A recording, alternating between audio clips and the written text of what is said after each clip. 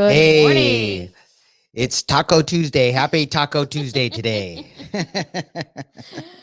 Yes, Taco What kind Tuesday. of tacos are you having today? Right. Yeah, Good morning. My name is Javi. This I'm is my Jessica. wife.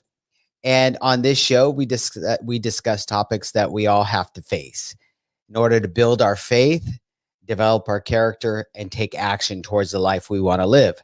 Absolutely. And here's the thing is this week we're on a topic, a 5-part series all about exercise. Don't run. Don't stay with us. Don't run. Yeah. You contradict yourself. You said, don't stay with us. No, I was like, No, don't stay with us. No, stay with us. Don't run. No, but this has been already really good. Yesterday we were talking about why rise to the occasion. Why does it matter? And like, what does God have to say about it? So, our spiritual health is extremely important in this process. And so this week, that's what we're talking about. Today, we're going to dive into exercise 101, which I think is really exciting. But in the meantime, we have somebody here. Hey, good morning, Annie. Hey, good morning, Annie. What's happening, girlfriend? I love you. Thanks for coming. First things first, though, we need to talk about our links. Okay. So StreamYard link, boop, boop, right there. You are going to click that if you are in our private Facebook support group. If you're in our health and wellness group, if you're watching from inside there, it is a private group. So you're going to need to click that StreamYard link so we can see your name when you comment and we can interact with you better. So make sure you're clicking that. And if you want to follow along on the study that we're using for our topic this week, if you want to dive in deeper, read the verses, read on your own time, make sure you're clicking that YouVersion Bible app link right there. And that's going to be in all the descriptions, whether you're watching on YouTube, Facebook, etc. And that way that you can get that app downloaded and just follow along with us on your own time. There's also a ton of other studies on there. If you wanted to dive into something that has to do with something very specific in your life, there's a lot of resources available to you on there. So it's a really good app. All right. So being that it's Taco Tuesday, a lot of people ask us, how do you guys have Taco Tuesday when you eat so healthy? Man, we have Taco Tuesday more than on Tuesday. We have healthy Mexican night way more often Right. than people probably normally do. We love Have you Mexican ever met? No, all right. Never mind. You were going down a rabbit hole, I can tell. Right. You're like, wait, we don't have time for that.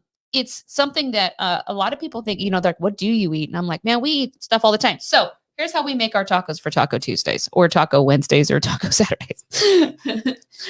Basically, what I do is I make my own pinto beans, okay?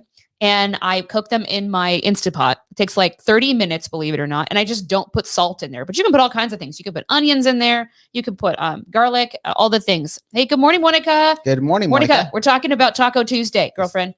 I'm talking about healthy tacos that you could still have. My favorite Tuesday. It's my favorite Tuesday. My favorite Tuesday. Is there any other kind of Tuesday besides taco? I don't think so. All right. So what I do is I cook those pinto beans and then it takes about 30 minutes and then you can store them for the week, by the way. So you don't even have to cook them that day. You could just cook them whenever. You've got them for the week in containers in the refrigerators. This is what I do. Then I add just a little bit of liquid. So sometimes I use like water and sometimes I use like low sodium veggie broth or something. I add just a little bit of liquid to it. I heat them up and however much I'm going to use to make my refried, I quote, refried beans. And I take my immersion blender, those like handheld immersion blenders, and I just dig it right into the beans and I start just doing the immersion blending and it blends them into this like nice refried bean like texture. You can use like a potato masher for this too or whatever to get the texture you want. But that's what I do when I make these like nice refried beans. So we have that, or you can use whole beans, whatever you want.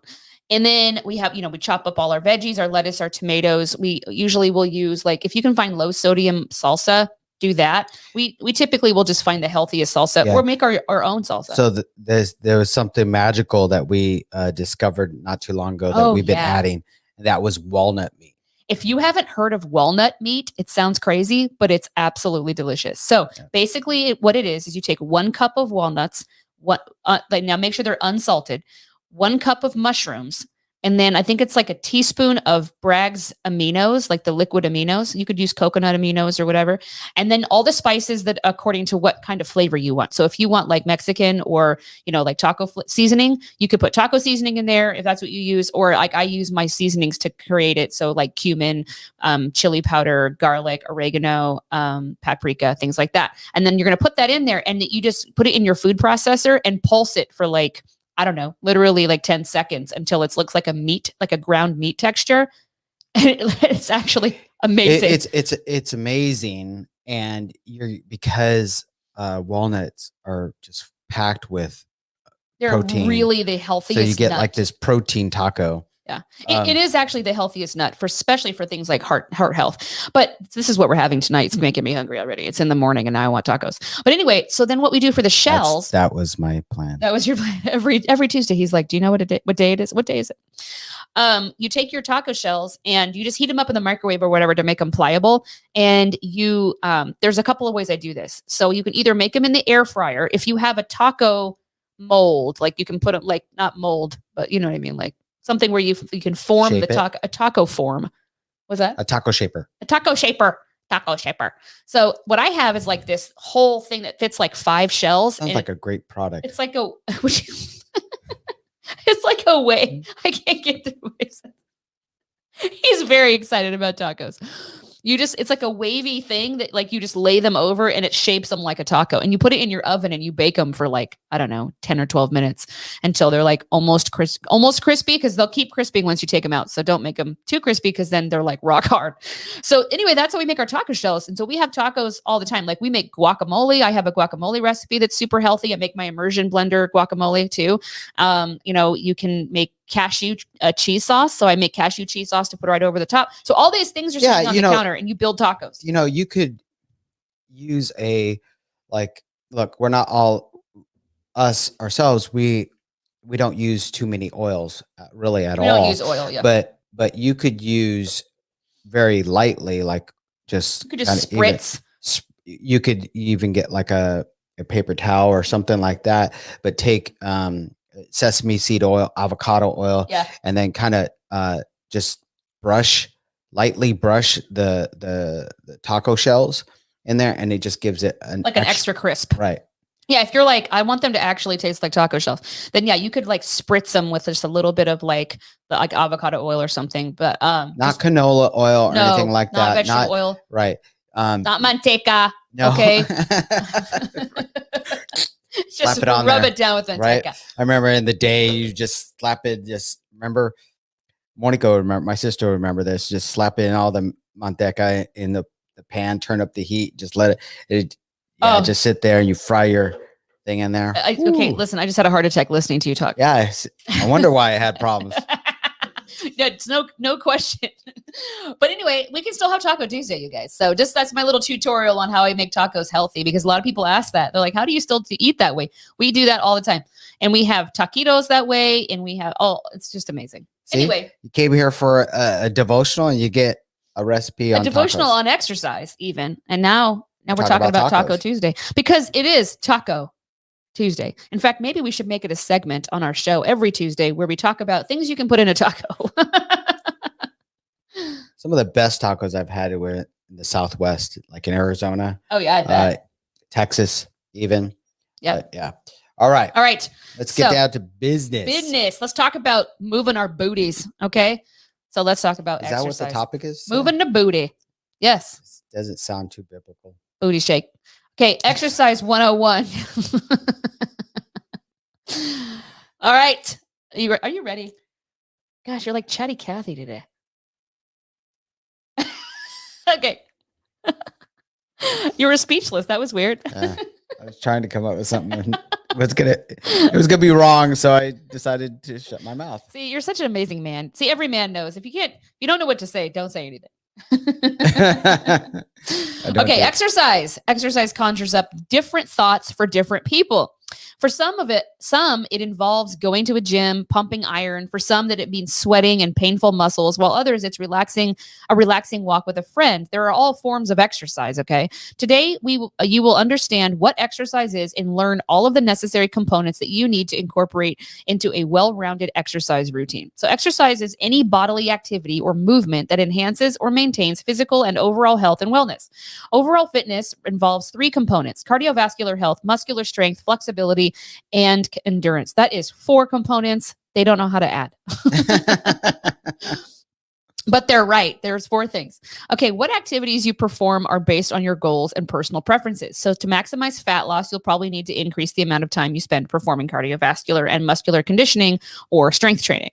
So cardiovascular fitness or aerobic exercise It is when your heart and lungs can supply oxygen-rich blood to all the muscles in the body, performing activities such as running, walking, swimming, cycling, or anything that will elevate your heart rate can improve your cardiovascular strength. Cardiovascular strength, guys, is like your heart health, the health of your heart muscle, okay? So the benefits of cardiovascular training: improves cardiovascular health, lowers your blood pressure, helps regulate your blood sugar, reduces asthma symptoms, reduces chronic pain, aids in better sleep, regulates your weight, strengthens the immune system, improves brain power, it boosts your mood, and reduces the risk of falls. How much of this do you need? Around 30 minutes of moderate cardiovascular activity is recommended at least 5 times a week, okay? All right, muscular and conditioning or strength training. It is the maximum amount of force that your muscles can exert in a single maximal effort. The most effective ways to improve muscular strength and endurance is by using the resistance of your body weight, such as a push-up or squat or lunge, free weights like dumbbells, or machines. The method you choose is determined by your goals, the availability of equipment, limitations from previous injuries, and personal preferences. So the benefits of muscular and conditioning or strength training is strong muscles, and strong muscles will improve your posture. They will reduce your risk of injury. They will make your everyday activities easier, and I would say more functional. Preserve muscle mass. It helps control your weight, and it reduces the risk of osteoporosis. I was just going to say that. Yes, that's very important. What that means for everybody who's not sure how that's connected, when you put weight-bearing exercises, when you use weight on your bones, bones are actually alive, and they are not just structural. They're alive and they work more like an organ. Okay, so they have all kinds of systems going on in there. And when you put weight on them, it actually makes them healthier and stronger when they have to bear weight. So that's why it reduces the risk of osteoporosis, because they start to reverse or slow the progress of aging in your bones. It helps them become healthier and stronger. So how much of this strength training do you need? It is recommended to perform strength training exercises a minimum of twice a week. How about flexibility or stretching? Yoga is really good for this. Flexibility is the range of motion around each of your joints. It is improved by stretching, which means to exert a slight amount of tension on the joints and hold it there for 10 seconds to 3 minutes. And actually, just so you know, that's it's wrong. It's wrong. It's not wrong. It's depending on what you're talking about. If you're doing dynamic stretching before your workout starts, if you're doing, which is kind of like stretching where you move around a lot, you're not holding it, 10 seconds is about right. You're just kind of moving it around. Up to 3 minutes, I guess that would mean if you were sitting there letting it completely open. But 30 seconds is the minimum if you actually want to create a lot of flexibility in your joints, because that's how long it takes for the tendon to release your muscle. And in well, I'm not going to name all the names because it'll just confuse you. Right. But the tendon releases after 30 seconds.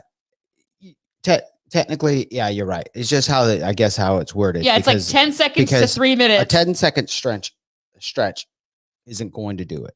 Right, which I think, like it said, it's just dynamic stretching is a different kind of stretching. But keep in mind, we are using this as our guide for the devotional part of this. But obviously, this is all stuff we already know, and we can answer any questions you guys have about it. But okay, the benefits of flexibility. Flexibility helps decrease your risk of injury and muscle soreness after a workout. Yes, it helps prevent lower back pain, improves physical performance, and improves your circulation for sure. Oh, hold on, I gotta sneeze.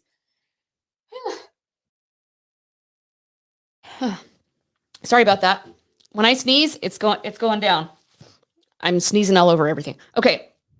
So stretching can be performed every day as long as you're not overdoing it. If you're new to stretching, you can start with just 5 minutes per day or 15 minutes 3 times a week. So the bottom line is that good fitness involves strength and efficiency in all 3 areas. Overworking one aspect while neglecting others can lead to problems. Yes.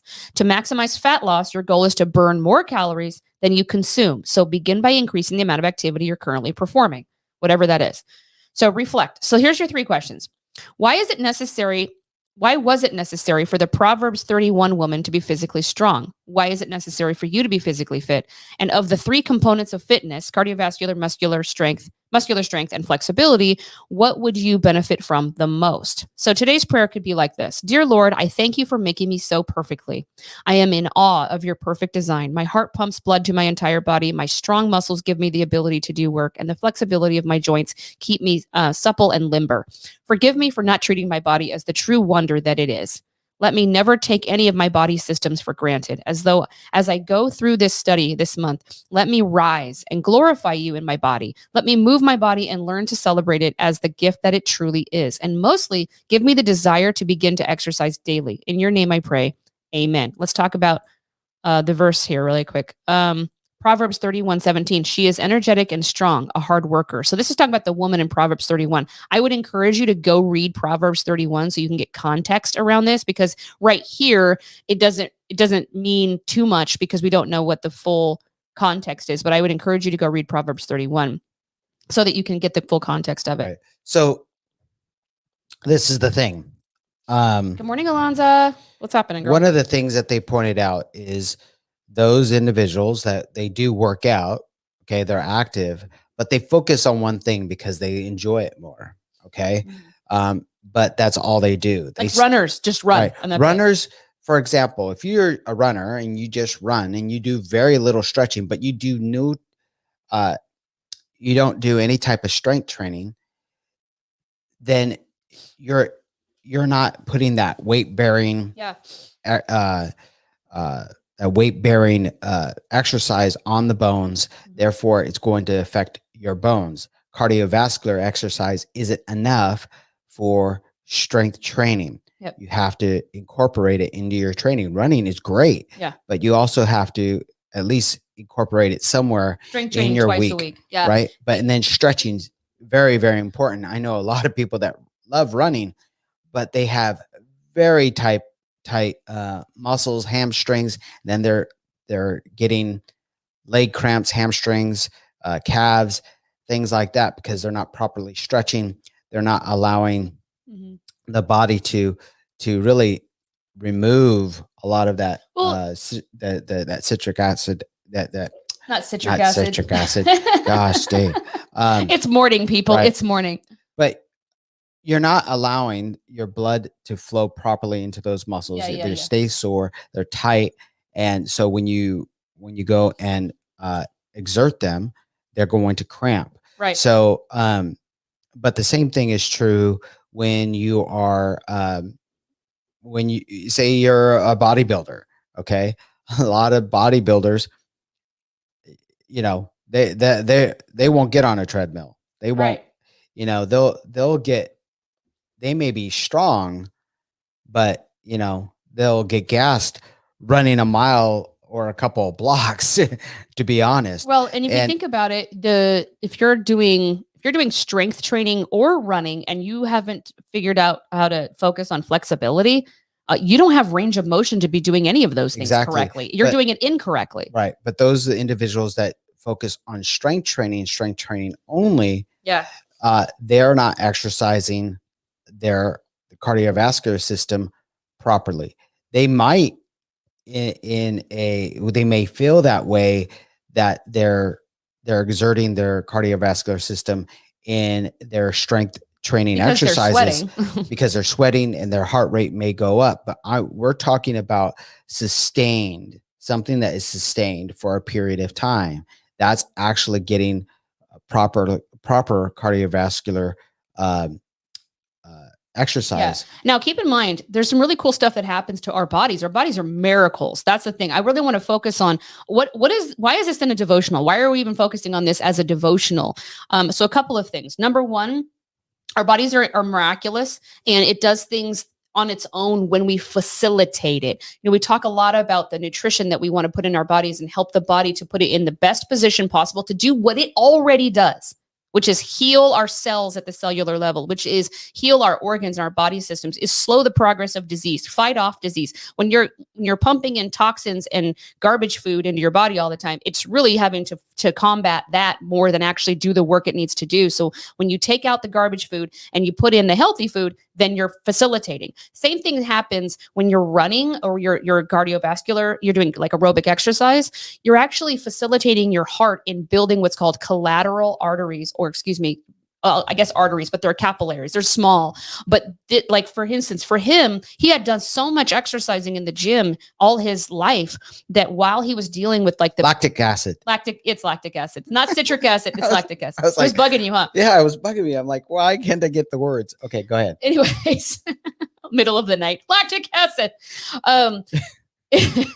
Well, anyway, when he was going through his biggest challenges in heart disease, he got through that and didn't have heart damage because his heart had created through so much exercise these collateral arteries in his body. So it had created almost extra pathways. Now they're not big like your regular arteries, but they are there. And the doctors were like, you have a lot of collateral going on in here. So, and I've seen other people too, where they're like, the collateral arteries that I had built in my body or my body had created through so much exercise, had saved my life because they would have a heart attack and their life was saved because of that. So this is extremely important, especially for people who have had a heart attack, is to make sure you're working up to actual serious cardiovascular training, because this is part of the way that your body does create more capability of working the way it needs to work. Okay.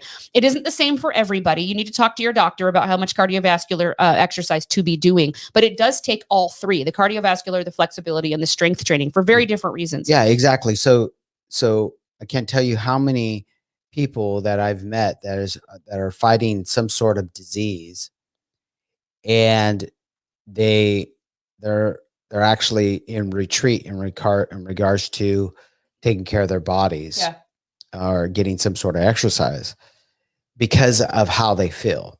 To be honest, they're in pain. They have no energy. Their body is trying to recover. But what happens when we get caught up in how we're feeling psychologically, we fall into that depression, and we feel like, well, I can't exercise. I can't do this. And we're so focused on the disease or the ailment. We don't even attempt it anymore. We don't even really want to even think about it, because for some reason we think that by doing that, that's going to cause, whether it's going to inhibit the disease. It's going to cause further disease. When the truth is, it's the opposite. Okay. When you do go and you start working out, getting some sort of exercise, walking, just a simple walk. Well, there's a reason why after a bypass surgery, they take you, the same day, they take you out into the hall and make you walk. Yes. Bypass surgery. Yeah. Like your chest was opened up, dude. 4 hours after my bypass surgery, they had me up and walking. That's for a reason. So if you can imagine, take that as an example. The thing is that they immediately want to exercise the heart. Yeah, exactly. They don't want, laying down and being stagnant creates more disease. Okay. Yes. So that's definitely something. So there are a lot of people that we've met that they're either fighting heart disease, fighting cancer, or fighting a lot of different ailments.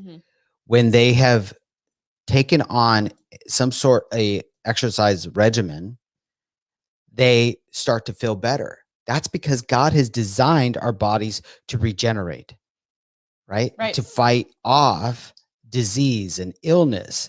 Now, depending on what you're fighting, will you be in the best shape of your life? Maybe not. But I tell you what, you're going to be healthier than you would if you're just sitting on the couch, laying in bed, and letting disease take over your life. Okay. This is the truth. And what you just said, that stagnation breeds disease. Yep. So maybe you're a person that, you're not fighting anything right now, but you can't muster up any type of energy to go work out. You're just not interested in it because in your mind, everything's good. Yeah. But I'm telling you, what's going on in your body is decaying. Well, and you're allowing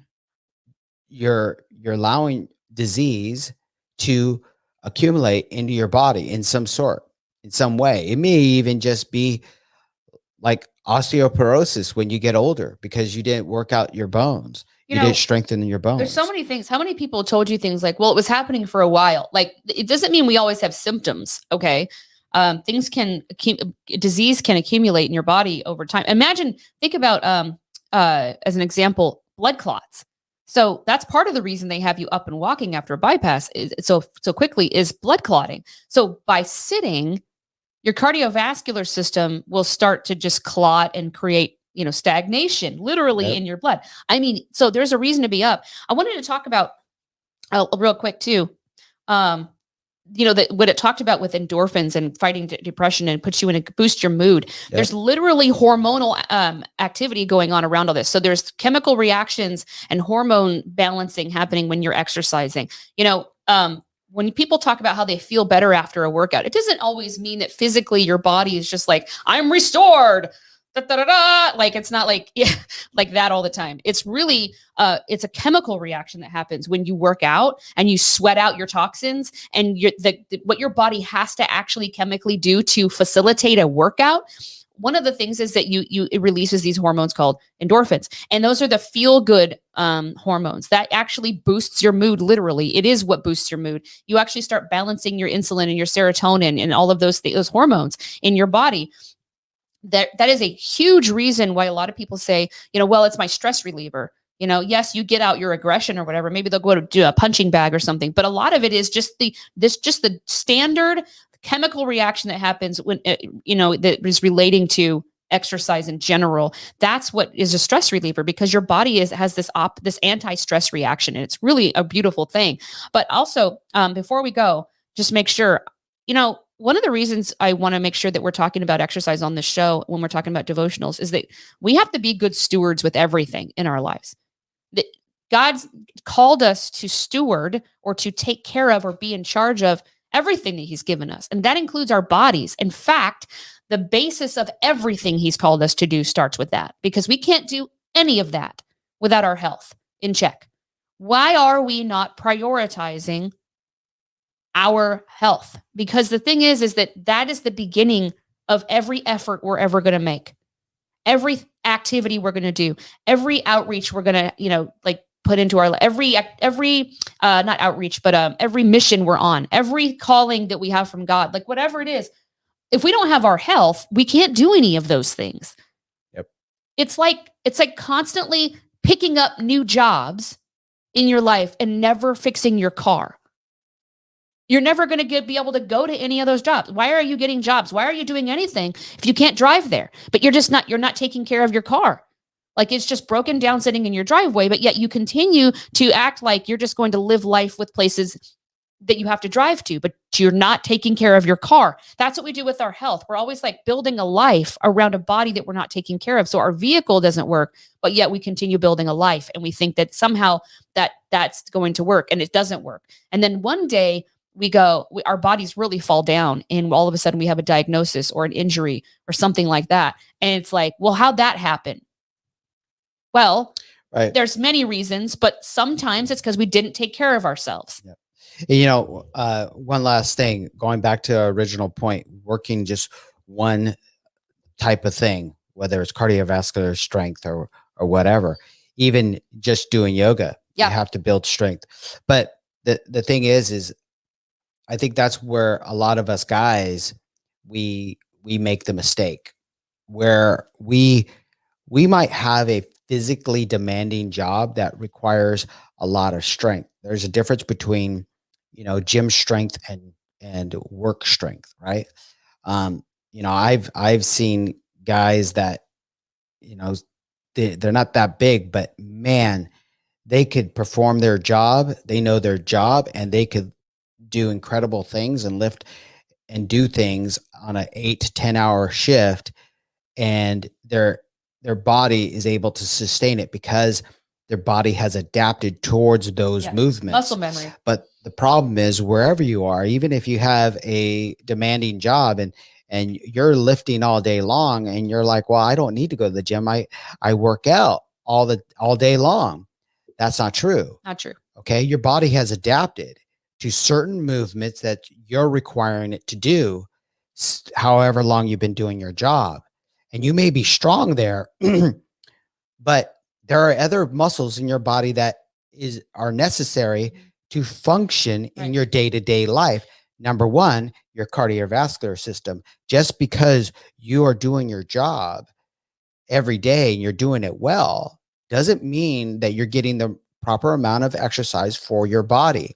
Also, there are muscle weaknesses in your body. You're strong in one area, but you're neglecting other areas that makes you vulnerable for injury. So an easier way to explain that, as I was sitting here thinking I was just going to say the same thing, but I had it differently in my head. So I'll explain my version to just for those of people that speak my language. But I along the side of what you're talking about with weaknesses, muscle weaknesses, imagine if you're doing the same movement, like you're lifting boxes a certain way every day.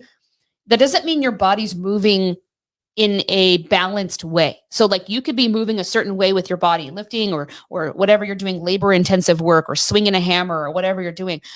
But you're doing it incorrectly with your body, not necessarily for your job, but like, for instance, you start getting like compensations in your body, meaning now you're walking with one foot out, or now you're walking with one hip up, or now your muscles have adapted to a certain work movement, but not necessarily a balanced physiological move, like musculoskeletal movement. Your body's not balanced. So now you have compensations. And now you're like, well, I work all day and I'm getting exercise and blah, blah, blah, but I still have headaches every day. Well, you have headaches because now you have pinched nerves. Now you have imbalances in your back. Now you have, your kinetic chain, or the way your body is stacked kinetically and muscularly. It's not balanced. You have something out of place. Maybe you need to go to the chiropractor like all the time. And it's because you're not doing exercise to rebalance your body and to correct your posture and correct your compensations, your weak muscles that you haven't been using in other ways. Exactly. Just going and moving in one direction all the time, moving in one way and one pattern does not a healthy body make.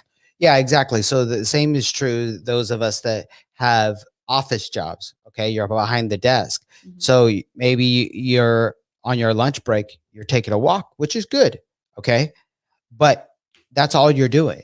You're getting your walk in, and then you're going right back to sitting behind your desk. What happens to our bodies when we're sitting behind our desk in front of a computer? Our shoulders start to roll. Yep. Number one, our head starts to protrude. And then our hip flexors, okay, they become shortened. They become weakened.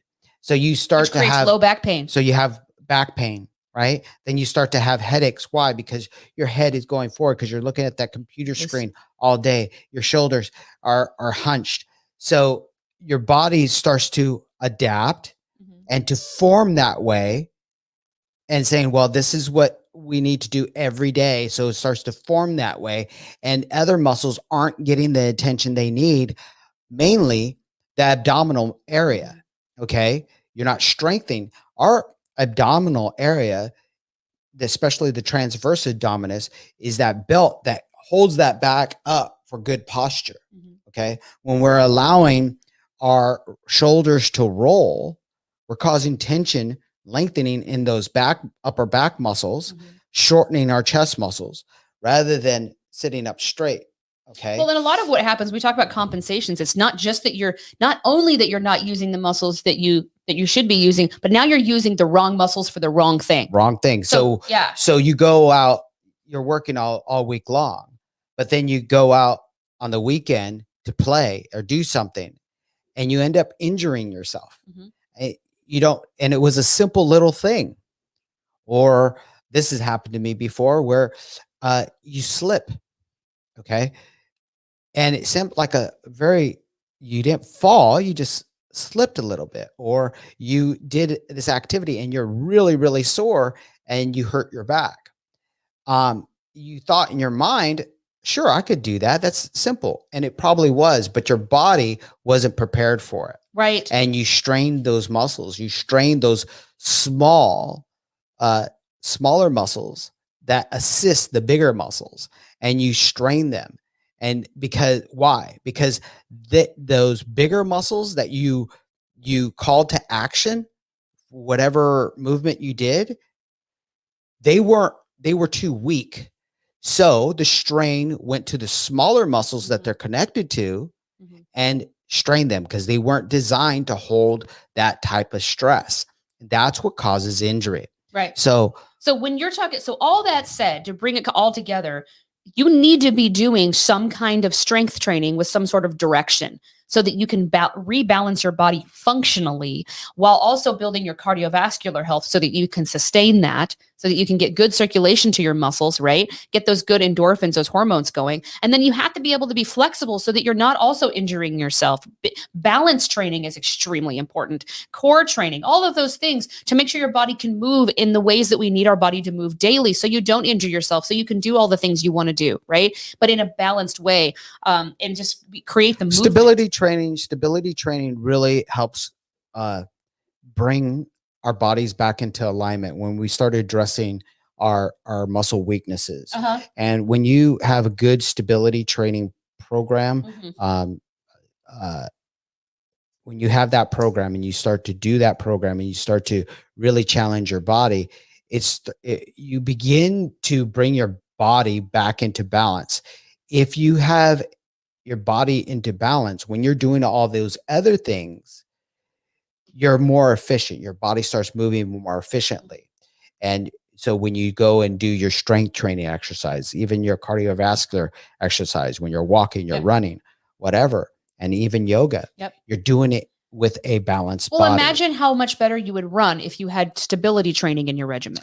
Right. So I know that going. I know this is some of our favorite topics. We could go all day long on talking about this, but we're going to cut it short. And we have all week to talk about this. We have more, but I hope you guys got something out of today. I hope that we went into kind of the details a little bit further, but I hope you understand where we're coming from and how you could really apply that to your life. Hope you got something out of today. If you did, please hit like and share this with your friends and family. Yeah. And the thing is the reason why we go into this is just to make the point. We want to drive the point home for anybody who needs this information, how important the exercise is, why it's important, and how it all works together.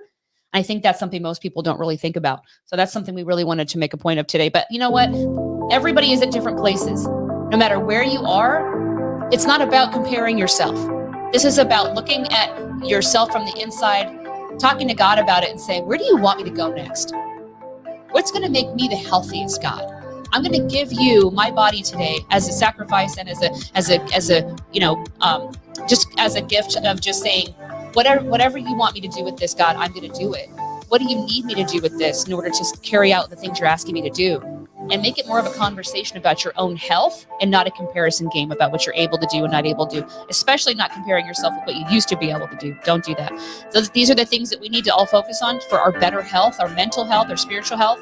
And that's what we're here to help you do. Hey, listen, if you guys want to be a sponsor of this show too, and you want to support all of the outreach that we have here, our mission to help you be healthier lifelong, make sure that you jump over to our website at www.javieandjessicamadrigal.com. You can sponsor us for as little as $5 a month. We appreciate all of your support, your partnership with us. It really does help this mission. We cannot do this alone. There are people out there hurting. They need help. They need to get healthier, get that life back that they really want. And that's what we're here to do. So if you want to support that, make sure you jump over there and choose a sponsorship level that works for you. Okay. And if you have questions that you ever want us to answer on the show, and it's something that is, kind of a question that you feel like could benefit everybody, make sure you email me at support@javieandjessicamadrigal.com, and I will answer your questions anyway. But if it's something I feel like would benefit everyone, we're going to answer those right on the show. Make sure you get a hold of us there. Right. All right, guys, have a wonderful day, and we will see you tomorrow. See you tomorrow. Bye. Bye.